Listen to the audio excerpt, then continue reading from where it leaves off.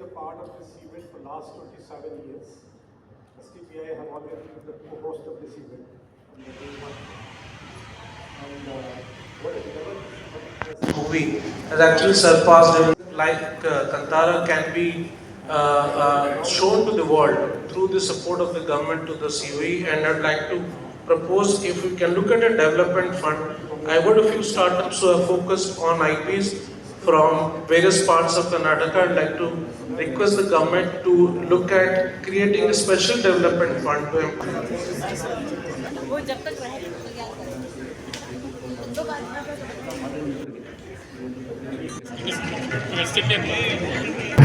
with every ideation, invention, and innovation, breaking boundaries, creating unbound possibilities.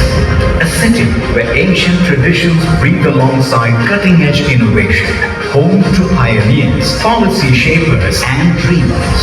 From rich Carnatic strains, deep-rooted hospitality, to deep tech breakthroughs, a globally recognized hub for startups, AI innovation, and future-focused investments. A city where ideas spark, cultures converge, and ambition takes flight, culminating each year at its flagship celebration of innovation, the Bengaluru Tech Summit, now entering its 28th edition. The event pole vaults into a bold new era, bigger in scale, deeper in impact, and global in ambition. Welcome to BTS 2025. The future will unfold across AI and deep tech, electronics and semiconductor, CRISPR and life tech, space and defense tech, and beyond, where global corporate leaders and policy makers, startups and future founders, investors and incubators, GCCs, R&D and academia will all come together to gain sharp insights, define technology trends, forge business alliances, celebrate success and nurture talent.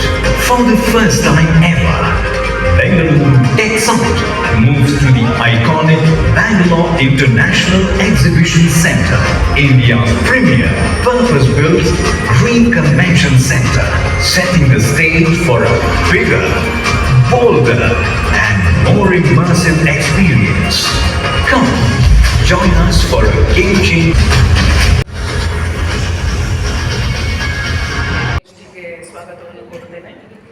space, and so is Karnataka. ಇದು maximum credit design ಅಲ್ಲಿ so because 3,000 new jobs have been created, 14 companies have expanded.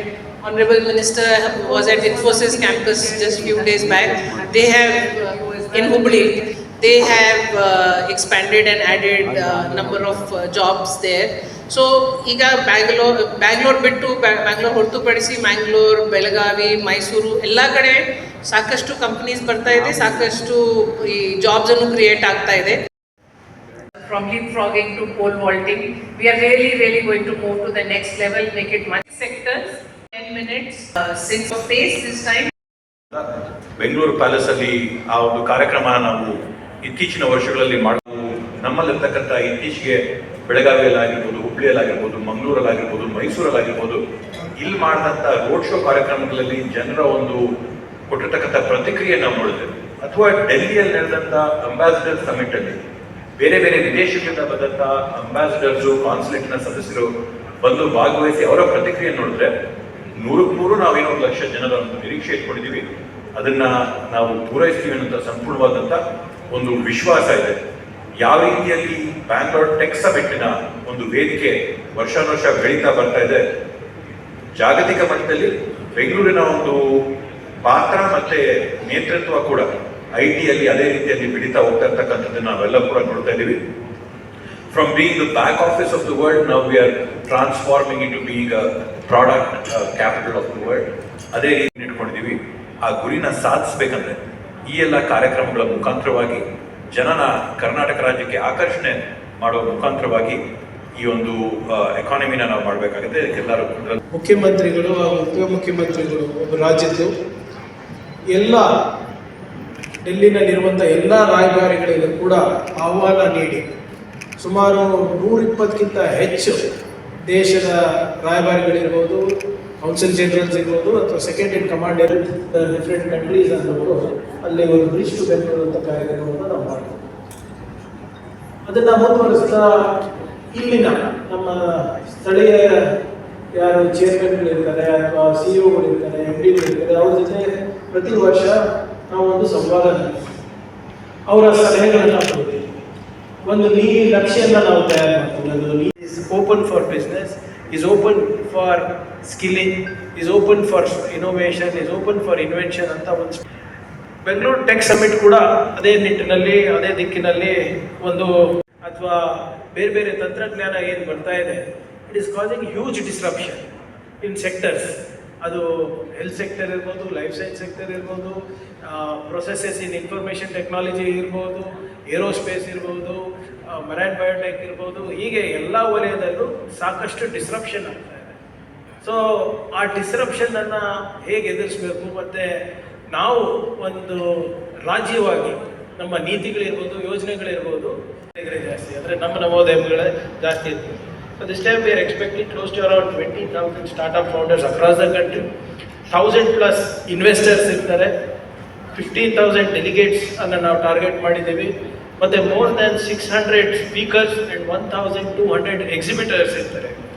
ಇದರಲ್ಲಿ presentation ತಾವು ನೋಡಿದಾಗೆ 10 ಟ್ರ್ಯಾಕ್ಗಳು ಇರ್ತದೆ. ಒಂದು IT and deep tech, electro semiconductor, digital health and biotech, startup ecosystem, global collaboration. ಈ ಸರಿ India ಮತ್ತು ಅಮೆರಿಕದ tech conclave, India USA tech conclave ಕೂಡ ಹೊಸ ಬ್ರಿಡ್ಜ್ ಟು ಬೆಂಗಳೂರು ಏನು ಡೈಲಾಗ್ ವಿತ್ ಡಿಪ್ಲೊಮ್ಯಾಟ್ಸ್ ಮಾಡಿದ್ಮೇಲೆ ಈ ಸಾಕಷ್ಟು ಕುತೂಹಲ ಕೂಡ ನಮಗೆ ಅಮೆರಿಕನ್ ಕಂಟ್ರೀಸ್ ಇರ್ಬೋದು, ಸೌತ್ ಅಮೆರಿಕನ್ ಕಂಟ್ರೀಸ್ ಇರ್ಬೋದು, ಆಫ್ರಿಕನ್ ಕಂಟ್ರೀಸ್ ಇರ್ಬೋದು, ಇವರೆಲ್ಲರೂ ಕೂಡ ಸ್ವಲ್ಪ ಭಾಳ ಇಂಟ್ರೆಸ್ಟ್ ತೋರಿಸಿದರೆ ನಾವು ಒಂದು ಸ್ಟಾರ್ಟಪ್ ಸ್ಪ್ರಿಂಗ್ ಬೋರ್ಡ್ ಅಂತಲೂ ಕೂಡ ನಾವು ಮಾಡ್ತಾ ಇದ್ದೀವಿ ಮೊದಲನೇ ಬಾರಿಗೆ. ಇದರಲ್ಲಿ ನವೋದ್ಯಮಗಳು ಡೈರೆಕ್ಟಾಗಿ ಇನ್ವೆಸ್ಟರ್ಸಿಗೆ ಪಿಚಿಂಗ್ ಮಾಡ್ಬೋದು, P2B ಥರ. November 18th ಒಳಗಡೆ ಅದಕ್ಕೂ ಕೂಡ ಒಂದು ನೀಲಿ ನಕ್ಷೆಯನ್ನು ತಯಾರು ಮಾಡಿ, ಬ್ಲೂ ಪ್ರಿಂಟನ್ನು ತಯಾರು ಮಾಡಿ ಅವರಿಗೆ ನಾವು ಮಾಡಲಿಕ್ಕೆ ಅವರು ಕೂಡ ಒಂದು ಪ್ರಾಮಾಣಿಕ ಪ್ರಯತ್ನ ನಮ್ಮ ಸರ್ಕಾರ ಜೊತೆ ಇರುತ್ತೆ ಅಂತ ಆಶ್ವಾಸನೆ ನೀಡಿದ್ದಾರೆ. ಆ ಕಾರ್ಯಕ್ರಮ ಮುಖಾಂತರ ease of doing business for global capability centre will be 10x. Thank you. You raised, we have already put in more than 1 lakh, putting in more than 75,000 to 80,000 crores into the investment of Bengaluru, and the DPRs are being prepared for both the tunnel method and as well as the metro flyover model as well. And it's a constant work in progress. And for spending your time, and I look forward to seeing you.